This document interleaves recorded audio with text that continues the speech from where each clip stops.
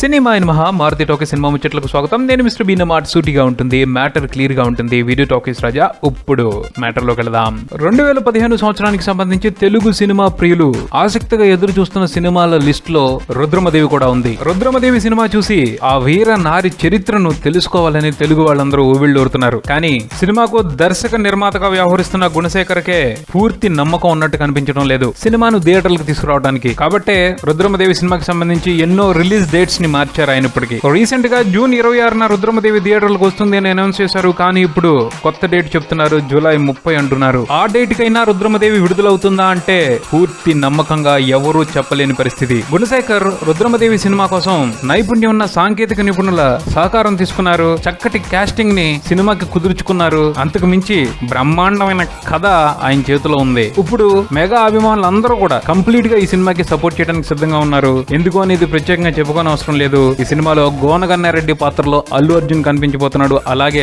రుద్రమదేవి సినిమాకి voice over megastar Chiranjeevi ఇచ్చారు. రామ్ చరణ్ కూడా రుద్రమదేవి సినిమాకి తన సపోర్ట్ ని తెలియజేశాడు. ఇలా దాదాపు ఈ సినిమా చుట్టూతా అన్ని పాజిటివ్ వైబ్రేషన్స్ కనిపిస్తున్నాయి. కానీ గుణశేఖరే కొన్ని విషయాలకి సంబంధించి ధైర్యంగా ముందడుగు వేయడానికి తటపటాయిస్తున్నారు అని చెప్పేసి కొంతమంది విశ్లేషిస్తూ కనిపిస్తా ఉంది. వాళ్ళు ఏం చెప్తున్నారు అంటే, రుద్రమదేవి సినిమాలో ఇన్ని విశేషాలు కనిపిస్తున్నప్పటికీ ఇంత భారీ బడ్జెట్ సినిమాని హ్యాండిల్ చేయడానికి అవసరమైన స్టార్ హీరో ఈ సినిమాతో పూర్తిగా అసోసియేట్ అయి లేరు అని వంకను చూపెడుతూ ఈ సినిమాని కొనటానికి బయ్యర్స్ ముందలకు రావట్లేదు అని తెలుస్తుంది. బయ్యర్స్ అడుగుతున్న రేటుకి గుణశేఖర్ సినిమా కోసం ఖర్చు పెట్టిన దానికి మధ్య చాలా తేడా కనిపిస్తుండటంతో గుణశేఖర్ ధైర్యంగా ముందడుగేయడానికి ఆలోచిస్తున్నారు అని చెప్పేసి కూడా విశ్లేషకులు మాట్లాడుకోవడం జరుగుతుంది. ఇన్నిసార్లు రిలీజ్ డేట్ ని వాయిదా వేయడానికి ప్రధానమైన కారణం ఇదే. రుద్రమదేవి జనాల్ని ఆకట్టుకుంటే ఇబ్బందులు తీరిపోయినట్టే, లేదంటే గుణశేఖర్ భారీ నష్టాన్ని చవిచూడాల్సి వస్తుంది. అందుకోసమే ఆయన ఎక్కువగా ఆలోచిస్తున్నారు అని చెప్పేసి కూడా